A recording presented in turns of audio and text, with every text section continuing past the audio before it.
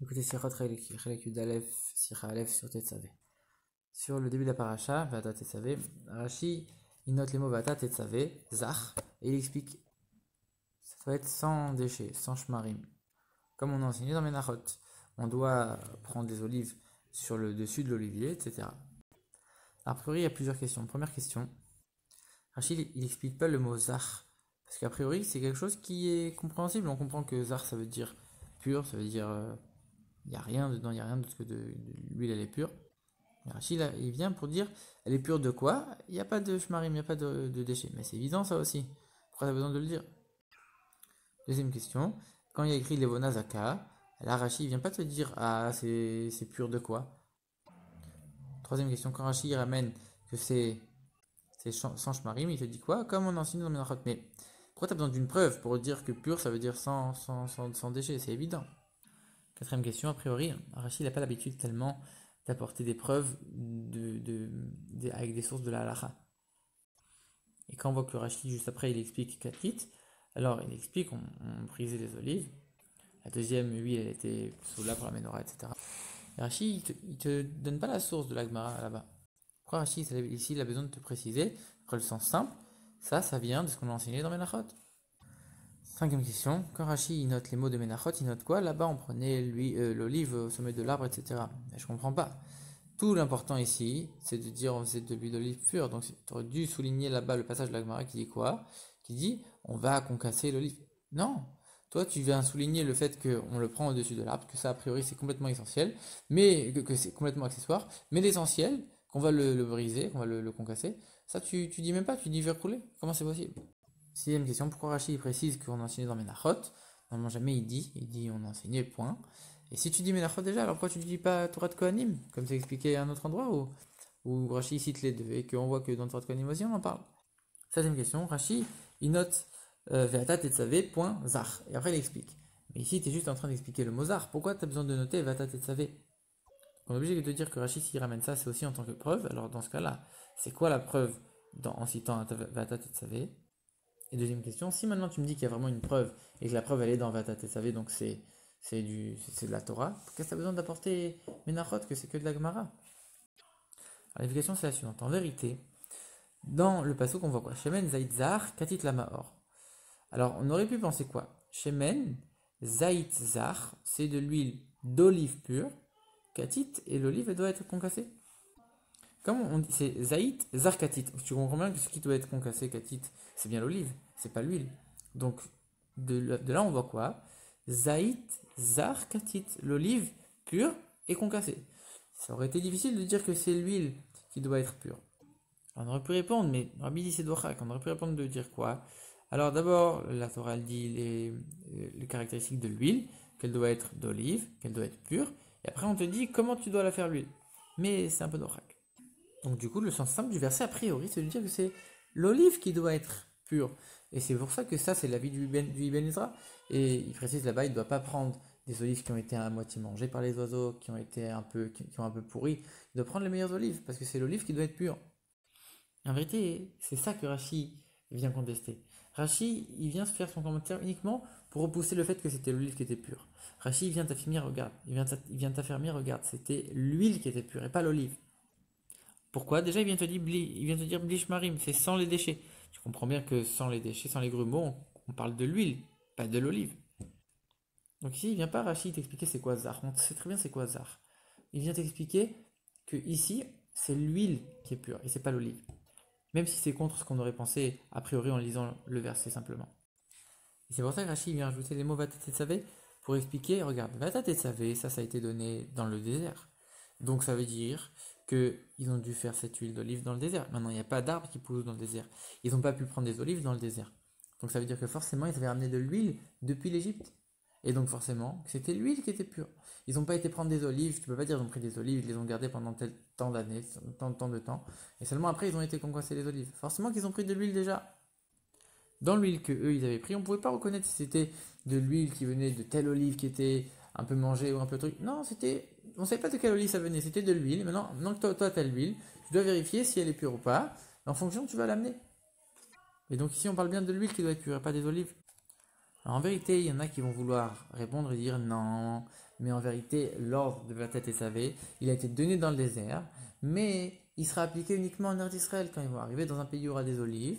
Alors là, ils vont devoir prendre des bonnes olives. Mais comme ils étaient dans le désert, ils n'avaient pas la possibilité. À ce moment-là, ils ont fait avec une huile d'olive qui ne savaient pas c'était quelles olives. Mais quand ils vont arriver en Eretz Israël, là, ils vont vraiment appliquer avec les olives en prenant des olives pures. Mais le rabbi dit c'est quand même un peu tiré par les cheveux. Mais il y en a qui pensent comme ça. Et c'est pour ça que Rashi vient réfuter même cette pensée-là. En disant quoi? Vata tetsavé. Le mot tetsavé, dans tous les endroits comme c'est écrit, ensav et la miyad ou les dorot. Quand on dit le mot tzivouille, le mot ordonné, c'est pour maintenant et pour toujours. Ça veut dire que ça s'est forcément appliqué sur le champ. Et donc ils ont appliqué Zaïdzar même sur le champ. Donc forcément que c'était de l'huile. Que c'était l'huile qui devait être pure. Alors il y en a, ils vont encore répondre. Ils vont dire non mais tu sais, de la même manière qu'ils savaient qu'ils allaient devoir apporter de l'huile pour, pour allumer la menorah dans le désert.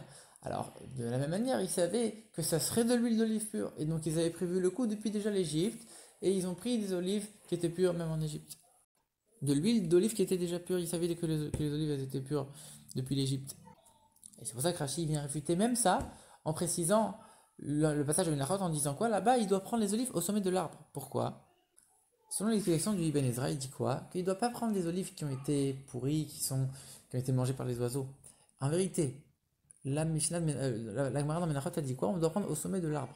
Si tu me dis maintenant, l'olive elle doit être pure, c'est-à-dire elle ne doit pas être abîmée, pas mangée parce que tu veux, alors tu aurais dû prendre les olives qui sont ni en haut, parce qu'en haut c'est là où il y a tous les oiseaux, et donc c'est là qu'il y aura le plus d'olives mangées, ni en bas parce que c'est là qu'il y a les hommes, et c'est là qu'ils vont prendre. Non, l'olive doit être au milieu, et pas seulement dans la partie superficielle de l'arbre, mais à l'intérieur de l'arbre. Comme ça, il n'y a ni les oiseaux, ni les hommes. Et là, tu es sûr d'avoir des olives qui soient pures à 100%? Non, on voit que la Gemara ne dit pas ça. La Gemara dit au sommet de l'arbre. Parce qu'en vérité, elles doivent être beaucoup plus mûres. Celles qui sont au sommet de l'arbre, elles sont plus mûres. Et du coup, il y aura moins de déchets quand tu vas faire de l'huile avec ces olives-là. Et donc, de là, on voit que peu importe si l'olive elle est abîmée ou pas abîmée, mangée ou pas mangée, l'essentiel c'est que l'huile soit pure. Et c'est pour ça qu'on prend au sommet, pour qu'il n'y ait pas de déchets dans l'huile. C'est l'huile qui est important, c'est pas l'olive, sinon tu aurais pris au centre de l'arbre. Et donc, du coup, Rashi cite ce passage de la Gemara, justement, le passage où on dit qu'on prend au sommet de l'arbre pour te dire, regarde, en vérité, on s'en fiche que l'olive soit pure, c'est l'huile qui doit être pure. Rashi précise, Menachot, pour dire quoi? Menachot et pas Torah de Kohanim. Même si dans Torah de Kohanim on parle de la même chose, ici on est en train de parler des Bnei Israël qui sortent d'Égypte, ils sont en train de construire le Mishkan dans le désert, c'est sous forme d'histoire, c'est pas sous forme de loi. Dans Menachot, dans Torah de Kohanim, là-bas tu es en train de dire les lois, et tu dois dire telle chose et telle chose, elle est stricte. Rashi, il vient te dire le contraire d'un avis qui est écrit dans Torah de Kohanim là-bas. Et donc il ne te cite que cette partie-là de Menachot parce que c'est cette partie-là qui nous intéresse. Rabbi, on voit quelque chose d'extraordinaire dans une halakha. Ici, le Rambam il dit que on doit donner le meilleur à Dieu. On voit ça du sacrifice de Hevel. On doit offrir le meilleur à Dieu. Si on construit une synagogue, elle doit être plus belle que notre maison. Si on nourrit quelqu'un, ça doit être d'une nourriture qui est meilleure que la nôtre. Si on va l'habiller, c'est la même chose.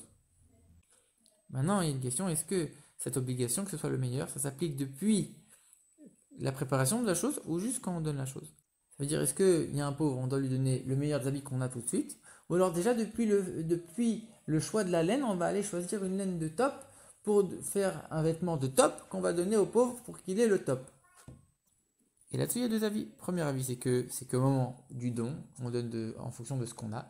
Deuxième avis, c'est non. Déjà, depuis la préparation, depuis qu'on sait que telle chose, elle va servir pour être offerte à Dieu, pour faire une mitzvah, depuis le début, déjà, on doit faire en sorte qu'elle soit utilisée de la meilleure manière possible.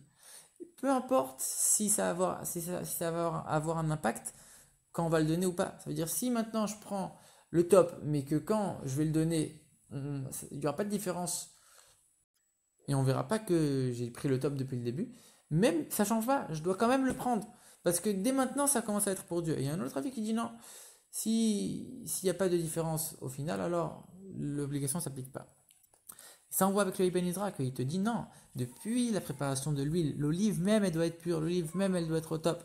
Et Rashi qui vient et qui te dit non, c'est que l'huile qui doit être pure. Rabbi dit Yenna shel Torah shel Bipirush. Rashi, c'est quoi? Ici, dans la Chassidut, on dit qu'il y a deux niveaux dans l'huile. Premier niveau dans l'huile, c'est le niveau le plus simple, c'est que c'est amer. Comme on dit la colombe qui veut que mes maisonnotes soient aussi amères que l'huile, que l'olive. Ce qui est amer, ça représente l'obscurité, ça représente l'amertume de la Sitra Achara. Et c'est pour ça que ça fait oublier, l'olive a fait oublier 70 ans d'études de la Torah. L'oubli, c'est les clipotes. Et donc on doit justement la concasser, cette olive, pour en faire de l'huile. L'huile, c'est la chorma, c'est le bitoul à Dieu, etc. Ensuite, la deuxième partie dans l'olive, c'est quoi? C'est la source de la chorma. Puisque l'huile, c'est la chorma, et que l'huile, elle vient de l'olive. L'olive, c'est la source de l'huile. Et donc, la source de chorma, c'est Keter. Donc l'olive, elle représente Keter. Keter, c'est le niveau, pourquoi c'est obscur? On dit l'obscurité. C'est amer, pourquoi? Parce que ça représente un niveau qui est au-delà du giloui. C'est pas chorma que c'est dans le giloui, c'est encore au-delà du giloui. C'est quelque chose qui est au-delà de la compréhension, au-delà de l'intellect. Et c'est pour ça qu'on appelle ça obscur. En vérité, c'est un niveau extrêmement élevé. Et ça, c'est la différence entre Rashi et Ibn Ezra. Ibn Ezra, il vient, il te dit, regarde, les choses, il faut les choisir depuis le début. Il faut faire en sorte que même dans les forces du mal que tu vas vouloir concasser, c'est pas n'importe lesquelles que tu peux élever. Faut choisir les olives. Pour sortir de l'huile comme il faut, du bitoul à Elokut, il faut choisir les olives qu'il faut. Son explication de Rashi, c'est que non, peu importe l'olive. En vérité, ici, c'est pas en train de représenter quelque chose qui est l'amertume. C'est en train de représenter un niveau extraordinaire, le niveau de Keter, qui est au-delà du Shal Shilut. Et donc, à ce moment-là, c'est pas une mauvaise obscurité. Et peu importe que l'olive, elle soit comme ci ou comme ça. L'important, c'est comment l'huile, elle va sortir de ça. La Hamshacha de Keter qui donne Chorma. Et donc, c'est uniquement l'huile qui doit être pure, c'est-à-dire uniquement le bitoul à Dieu qui descend de Chorma qui doit être comme il faut.